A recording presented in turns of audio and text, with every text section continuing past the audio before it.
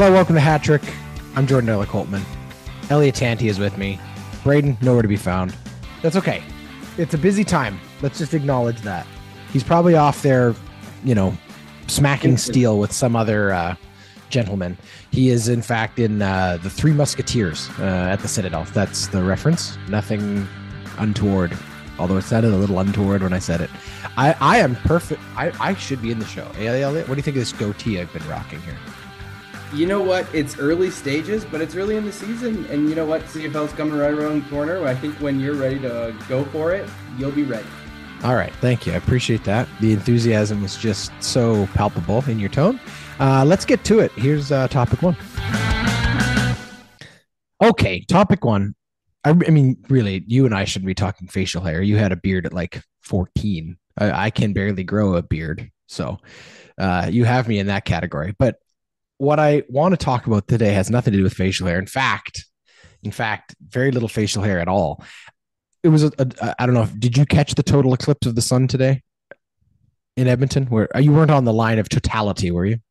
No, I wasn't on the line of totality, and no, I missed it. But it sounds like it probably was very unsafe to view unless you had like the appropriate sort of stuff to put on, because it was very bright here in Edmonton today. And I think some people like actually damaged their eyes. They probably did. I mean, I think that happens every year. You're supposed to have like welder's glass, but they hand out those little like eclipse glasses. There's no way that little film in there is actually safe for your eyes, but that's fine. Nice little market for whoever's selling those. Regardless, topic one does have to do with a total eclipse, but of a different kind. And here's where I'm going with this. We are at the very end of March Madness. I would like to take the opinion that the women's tournament, for the first time maybe in history, eclipsed in terms of eyeballs on the men's tournament. I think there was more attention in general, both viewing on TV, social media, clicks, all of that stuff. I think the women's tournament was a bigger deal this year than the men's tournament on aggregate. Tell me why I'm right or wrong, Elliott. Well, I don't know that you're right or wrong. I think it's yet to be determined. Like, we're still in the final four on the men's side. I think what they've done very well is devoting an entire weekend to women's basketball at the collegiate level, and thus made people talk about it all weekend while they were setting up the men's game. I don't think it has to be an either or. I think you can do both really well, and that's what they've done here. They've made space for the men's game, but they've made a much more space for the women's game and an opportunity to talk about it after. It's not eclipsed. It was, yes, you're right. It wasn't eclipsed by the men's game, or maybe it eclipsed the men's game because it was the end, but it had its space to do so. And that's exactly what we should be doing with women's sports. It should operate in parallel in all ways, in payment, in viewership, in attention, and in opportunity. And that's what they did this weekend. And frankly, it's awesome. That's great. That's exactly what the game needs. It was to perfection, like no other sport does in basketball. Yeah, definitely a fantastic month for collegiate sports, collegiate basketball. But I do think the women's game just took a different. It was taken to a different level this year. And obviously, I think it's overstated to say that this is just the Caitlin Clark factor, because I think that that's unfair to all the other athletes and all those other programs who have some phenomenal talent on them, have some phenomenal story, created some fantastic drama. Yes, she is a part of that. And I think that what's wonderful about how her impact has rippled is that, it is a tide rises all boats scenario where, like, yes, there are casual fans who were drawn into certain games, that LSU game, because of her. And that's important and that's valuable. And she can be the torchbearer, if you will, for this generation of women basketball. But equally, I would argue, once people tuned in, they realized what they had been missing. And I think that the platforms, in Canada, TSN, but, ESPN in the States, and like the platforms recognize the value for themselves in a way I had never seen before.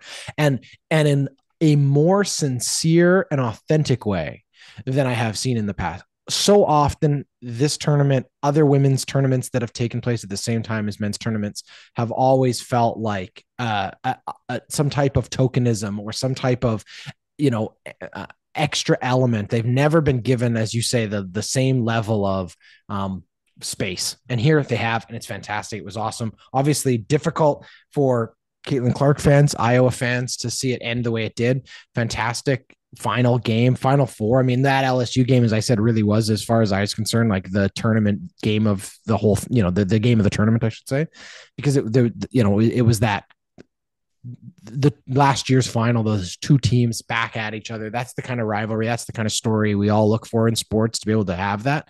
And sometimes sports, unlike a Hollywood movie, doesn't have that storybook finish. And Caitlin Clark comes up one game short, and her collegiate career ends, but her next chapter begins. And maybe it's one of those stories where, like, 10 years from now, when whatever team she plays for, the WNBA sets some kind of, like, win streak record or something, that looks back at, oh man, she's still carrying that chip on her shoulder from losing that championship game back to back. Like, there's so many more chapters in her story, and most importantly, there's so many more chapters in women's basketball to be written, and that's why I think it was just an exciting month for it. Well, isn't that just it, right? Like, it maybe wasn't a storybook for Caitlin Clark fans, as you said, and yeah, absolutely, for sure. But it was a storybook for someone, right? Yep, It was important to absolutely. someone, and at the very least, and I'll say this very directly, like, you and I are not the biggest basketball fans on this No, show by far, and we've actually been critical of the game, and me to the point of being a meme at some points. And I was interested, and I was bought in, and I wanted to see it, and I feel like I've watched enough to be able to talk about it tonight. When's the last time I've ever said that, even for an NBA Finals series? That's outstanding, absolutely. and that the manifestation of that was through the women's game. Oh, chef's kiss, perfect. No, totally. And again, as you say, like, you're right.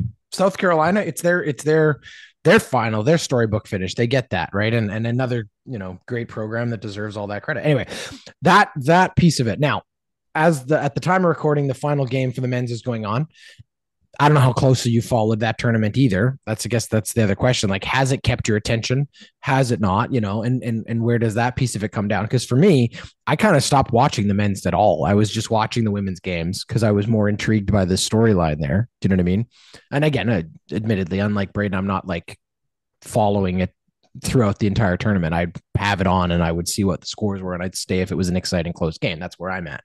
I'll check the kind of the score lines later, but how much more have you watched from the men's side? Not a lot. I mean, I watched part of the game tonight, and then we were going to record, so I was kind of gearing up for that. But basketball's not my favorite game to watch. I much more prefer it in person. I think you get more of the momentum and the feeling of the game in it. Happy I saw it. There's some excitement being a Canadian. That gentleman whose name I don't remember, which probably speaks to my commitment to the sport, has declared himself eligible to the draft, and there's been some interesting debate around that. Probably detrimental to his team. Might have been something you do after the national finals, but You mean anyway, Edie or regardless, Eddie Ede? yeah. Ede? And Yeah. I just, I was watching, and Braden's it's not here not to going help so us well out. for Purdue right now. At least the last time I checked in. But Yeah. anyway, like, it's fine. It's good. It's collegiate sports. Now they just need a union. There you go. Well, maybe that's the next step. All right, let's leave it there. That's topic one.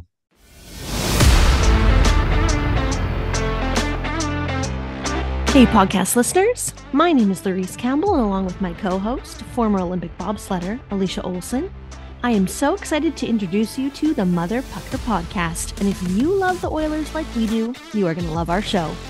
It's just two gals who aren't afraid to drop the gloves and throw some hot takes about the boys in blue and orange.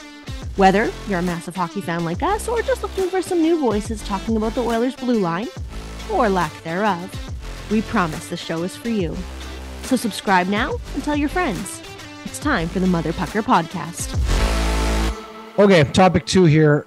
We are 10 days away, Elliott, from the end of the regular season and the beginning of what really matters, the playoffs for the NHL. Obviously, as Oilers fans, we know we're in. The X is next to the name. That's the important piece. Hell of a turnaround. When you look at this season on a whole, one of the worst starts in the last couple of years. They turn it into one of the most sort of crazy runs through December into January, almost breaking an NHL win streak record. And then it's kind of been a little bit seesawy, but they had done enough to dig themselves out of the hole. And now they've put themselves, obviously, as I say, in a playoff spot. Now the question is just, where do they finish? And equally, where does everybody else shake out? So what we know right now, obviously, is is, and we'll focus mostly on the West because that's what we're talking about. I'll run you through it. Obviously, in the East, we know Boston, Florida, Toronto, they're all clinched. New York Rangers, Carolina, they're clinched. The Tampa Bay Lightning are clinched regardless. They're currently in a wild card spot. They probably are not catching the Toronto Maple Leafs there. They're about 6 points back. So that's locked up from the Atlantic side. It's the Metro that has a little bit of wiggle room because Detroit is sitting there with 84 points and the Islanders are sitting at 85. The question I have for you is on that side, only because looking at it for me, I was a little bit surprised, but like, talk about a turnaround for the Detroit Red Wings, right? Only a couple of years ago, they were in the Bedard sweepstakes. Like they were a dreadful team in need of some desperate rebuild, and they have slowly but surely gotten better on the backs of some young talent. But yeah, they're knocking at the door, and they've got the Pittsburgh Penguins right now in a statistical tie with points, and they've got the Capitals, the Flyers, and technically the Devils, although they have kind of an outside shot of still getting in. Like that's going to be a race right down to the wire there in the East for that final wild card spot. Yeah, I mean, I think potentially third in the Metro. Sorry, that's still up for grabs. Yeah, I mean, I think this is the thing to watch is that the Eastern Conference has been very exciting. Someone described it today. I think it was Mark Spector, and God forbid I'd quote Mark Spector, but he was right on this one. It seemed for a while there like none of these teams actually wanted the playoffs. And they've all kind of picked up their socks and figured it out, including the New York Islanders, who I think are a bit of a hot streak right now. Sorry, they did what to their socks? They picked them up. Is that the phrase? I always thought it was they pulled up their socks. Well, it could have been. Yeah, it is. Close. Like, I think it's one of those things like in the old days when you had like no elastics in your socks. And so if you really wanted to be taken seriously, you pulled your socks up. But you'd have to pick them up first, I suppose. Yeah, I guess that's my, anyway, whatever. That was, Sorry. Was not correct. Anyway, the teams have picked up their socks. I think the Detroit Red Wings, everyone wants to see them in the playoffs. It's a young, dynamic team. There's lots that's been done there to make them exciting, and I'm glad you've highlighted them. I don't think they're the true story in the Eastern Conference, though. The true story in the Eastern Conference is the Pittsburgh Penguins and Sidney Crosby tying Wayne Gretzky for the most point a game seasons, I think at 19. Basically willing the Pittsburgh Penguins at least into a playoff race and very likely to make the playoffs this year. I think the Eastern Conference has been the story. The Western Conference, it's going to be about seeding, and whoever comes out of the West is going to be the favorite. They are so strong. The only reason why they wouldn't be is that they're so beat up by getting to the Stanley Cup Finals that they Eastern Conference team might have a chance. But yeah, the East is great. And this is what we love about the Gary Bettman point era is that it's meant to bring parity. And you had 5 teams fighting for 2 spots, and it's still going on. I think the Flyers are probably out of it now. At least they're struggling, but so now it's down to 4, but it's still, we're still, you said 10 days. I think it's even fewer now. At least when our listeners will actually listen to this, like this is exciting. This is what you want. And the fact is any one of those teams that makes it in is going to challenge the New York Rangers and the Boston Bruins because the parity in this league is just awesome. It sucks for dynasties, but it makes it great watching for people that enjoy hockey. And, I can't complain. I love the Eastern Conference race that's going on right now. Okay, so let's talk Western Conference, and we'll get into the specifics of matchups and what we think are there. But obviously, as we say, Dallas number 1, and in the Central number 1, Colorado, Winnipeg, they're all locked in. Vancouver and Edmonton locked in, and then the third spot in the Pacific technically up for grabs because there's a single point differential between Vegas, who's currently tied with Vancouver at the time of recording in the third period, and the LA Kings, and then Nashville being pretty secure, I would argue, in that spot, although, they could lose a couple games here and St. Louis could still sneak in. But I have a feeling Nashville on the tear they've been on is going to pretty much lock that spot up.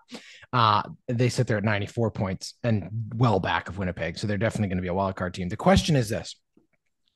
The Oilers, again, at time of recording, 4 points back of Vancouver, possibly, 6, depending on the outcome of that Vancouver game, but they've got a game in hand and a game against still to come. So there is definitely a possibility Edmonton somehow again, miraculously, considering where we were in October, finds a way to win the division. When you look at the potential matchups, of course, the playoffs started today, they'd be playing LA unless Vegas wins, and then they'd be playing Vegas. Like it's that tight. But most likely they're playing LA, Vegas. Which of those two teams do you favor as the matchup round one? LA and Vegas. I mean, I think round one you take Vegas in that situation just because you're not sure where Mark Stone is at. I think Thomas Hurdle might be playing tonight. I have the game on in the background, but I haven't watched well enough to know that he's playing or not. Jordan, I'll go a bit further. Here's what I want to see. I want to see the Oilers play Vegas in the first round and win. I want to see them play Vancouver in the second round and win. And I want to see them play the Avalanche in the third round and win. That is the best story and the most exciting and enticing story for the Edmonton Oilers. Outside of that, like it doesn't matter. You throw all those names in the hat and you get them out in whatever way it looks. Whatever it is, it's going to be incredibly difficult. All of those teams are good. And if it's the other options are the Predators and the Kings, like that's going to be tough and interesting too. Like it's going to be tough. But I guess today, if you asked me, I would want to see the Oilers play the Golden Knights. If for no other reason, beating the Stanley Cup champions in the first round gives you a bit of swagger heading into the second and the third, hopefully. Anyway. Yeah. I mean, I think for the Oilers, if it was me, I would say based strictly on how I've seen this team perform against these other teams, like they have to be thinking right now, it'd be great to catch Vancouver and catch Nashville first round. Yes, the travel's not great, but they've had Nashville's number for a decade. Like Leon Draisaitl seems to just absolutely love, barbecue before a game because when he plays in Nashville, he puts up ridiculous numbers. I think that Nashville is a very confident team right now. I don't think that Nashville is a deep playoff team the way they're currently built. This was a team that was selling parts. I mean, literally selling parts to us last year. So I would take that matchup first. Secondly, I do think that the LA matchup for me is still the favorable one because again, not only have they played well against LA again this year, but I think the Edmonton Oilers live rent free in Drew Doughty's head. I think the Oilers are just so in the psyche of what LA has had to deal with the last 2 years. And look, eventually maybe that karma comes up for you, but the truth be told, like I don't have faith in their goaltending. I think they have the weakest goalies they've had in the last 5 years. I think Korpisalo was a much stronger goalie for them last year in round one than I think Talbot, even on his best day, is right now.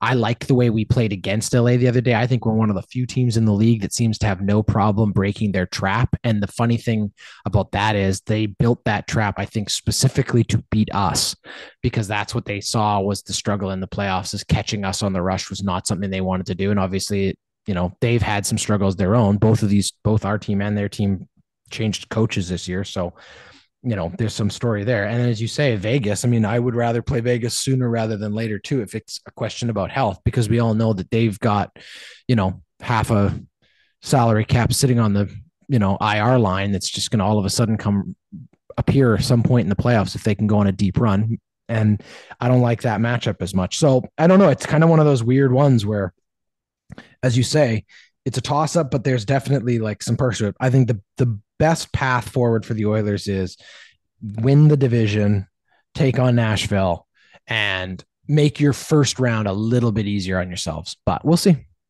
Yeah, I mean, there's always advantage in winning the division, and this game on Saturday, home ice, yeah, Canucks is going to be a very important one, and it will be telling. It'll be interesting. It'll be the first time we've seen the Canucks since they cleaned our clocks early on in the season. Obviously, the Oilers were a very different team, as were the Canucks, frankly, at that point. Yeah, I mean, obviously, you want to win the division. I would favor the Oilers going in strong and healthy than weak in winning the division, though. And so if that means once McDavid gets 100 assists, they bench him for a game, that's okay for me. It doesn't matter who you play. All of these series are going to be hard fought. They're going to be close. There's going to be tons of overtime. That's my prediction, at least. I could be wrong, but I think so. They're at least going to be close games, and it's going to be about the team that has, I think, gets a little bit lucky on the injury side and is also just like has the mental fortitude to do it. And I think the Oilers are starting to show that. I've been the pessimist of the Oilers all year, and since that 5-0 drubbing from the Dallas Stars, I've been pretty impressed with the maturity of the team, especially over this weekend. All right, there it is. That's topic 2. Hey, if you're a fan of Formula One, then I've got the perfect podcast for you. The Pit Stop Podcast, presented by the Ordinary Podcasting Network. After every single race of the Formula One schedule, Jordan and Tyler will break it down, give you some news, analysis, insight, before answering your questions and setting you up for the next race. That's the Pit Stop Podcast, available everywhere you get your podcasts. Okay. All right, topic 3. It's Masters Week, Elliott. Golf's back. Proper golf's back. How are we feeling about that? You excited for the Augusta National, weekend? All of the pretty shots of all of those rich people who have gone down to enjoy, some golf. What are the storylines? Who are the players? What are you looking for? Masters Week. Well, I would say, just to start off, I went and hit some balls at the driving range today for the first time this year. And I'll tell you, I will definitely not be at Augusta National this weekend. It was atrocious from start to finish. I couldn't have gotten off that range quicker. But no, I like the Masters for me is always a very interesting time. It's exciting. It's the whole intrigue and excitement around the green jacket. Anyone can win. The golf course is beautiful, incredibly challenging, brings out the best in people. I mean, Scotty Scheffler is the one to beat, and that's been the story up until this point. World number 1, just won the Players really recently, or was it the Open? I don't know. I gave him a hats off for it, but it doesn't matter. Like, I think that it's always it's different. It's a different type of event. It's a different type of atmosphere. It's a different type of excitement, and it's frankly fun to watch. Like, it is just a beautiful course, very challenging, watching people do amazing things. And it tends to bring out the best in people. It's truly the one tournament in sport, I think, that is properly named, in that it is to win the Masters, you're demonstrating just golf is an individual game. And at times it's played, between the ears. And there's no other place where that aspect of the game is challenged more, and it's just wonderful to watch. Hopefully we get an exciting round. Hopefully it comes down to the 4th round and there's some big shots, but if not, it's okay too, because it's just wonderful to watch, and it's sort of reminds me of springtime and energy and fun. I don't know. I know I am the consummate golf fan, and I raise golf way more than anyone else on this. There's the added dynamic of the Live Tour and who gets to play and who doesn't, and the challenges of that. All of that aside, this is by far my favorite tournament in one of my favorite sports. And if you haven't had an opportunity to sit down, even watch a Thursday or a Friday, and of course, the magic of Sunday, do it. It's worth it from just a sporting fan perspective, I think. I agree. I think it's a great piece of sports television. It's got its own language, its own vibe. Obviously, some very iconic sounds. That's where my attention's going this year.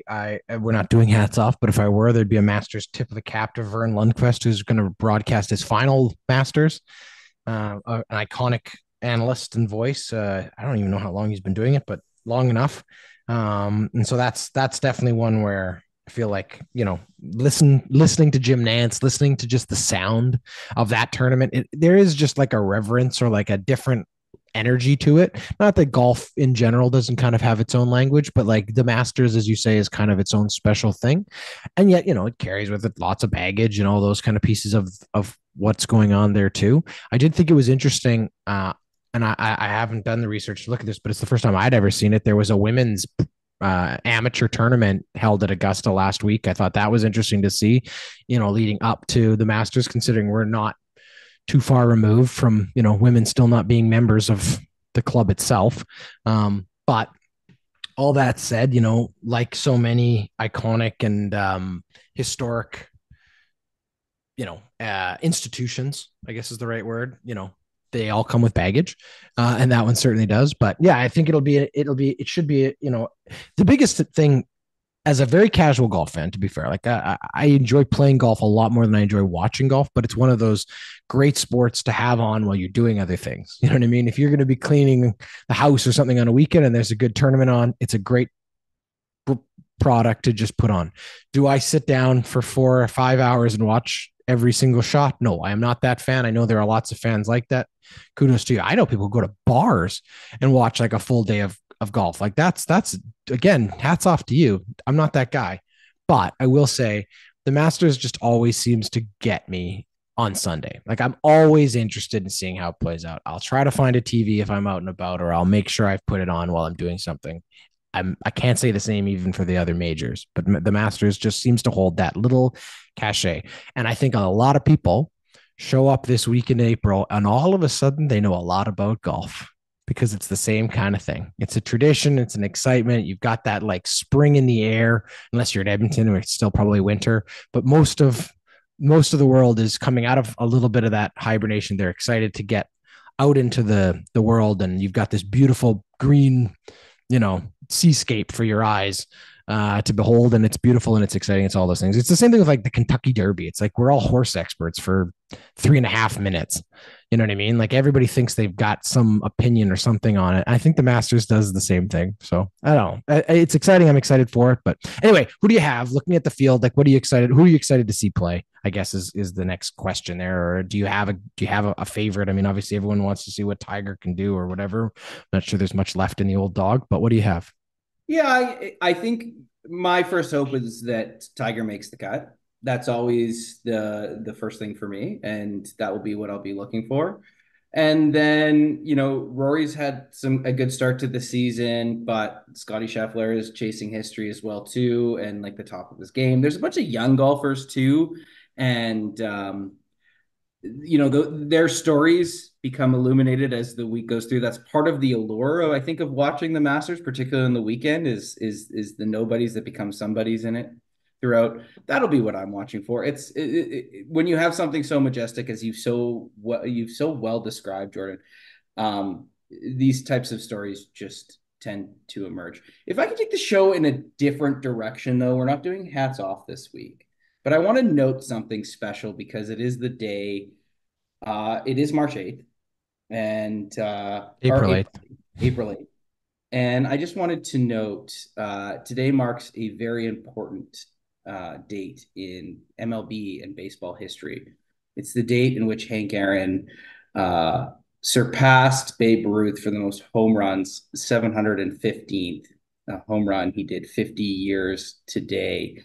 Under immense racial tension in the United States and threat, frankly. I was listening to stories today, and Edmonton sports broadcaster did a good job of talking about what a momentous occasion this was when it occurred, but actually how terrible it was. And when we talk about sports with legacies, baseball is certainly one of them. And I just want to mark that a very important milestone in baseball's history in breaking the color barrier. We always talk about Jackie Robinson and different stories at different times and different challenges. But, as I've said before, history doesn't repeat itself, but sometimes it rhymes. And 50 years today, Hank Aaron faced immense pressure,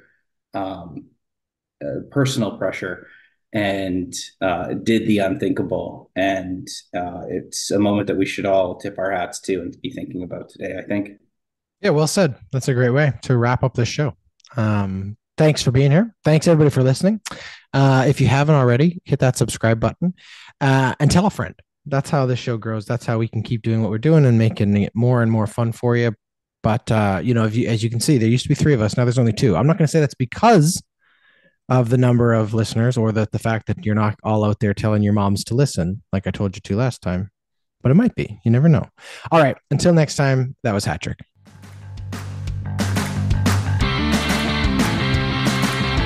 Hatrick is a member of the Ordinary Podcasting Network.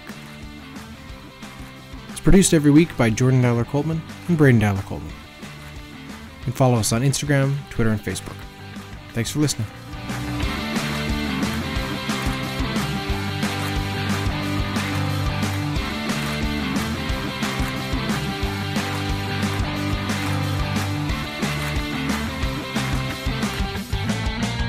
The Ordinary Podcasting Network wishes to acknowledge that the lands on which our conversations take place include Treaty 6 territory, the traditional meeting ground and home for many Indigenous peoples, including the Cree, Dene, Saulteaux, Blackfoot, Métis, and the Nakota Sioux peoples, as well as the unceded territories of the Coast Salish peoples, including the territories of the Musqueam, Squamish, and Tsleil-Waututh nations. We acknowledge the many First Nations, Métis, and Inuit whose footsteps have marked these lands for generations.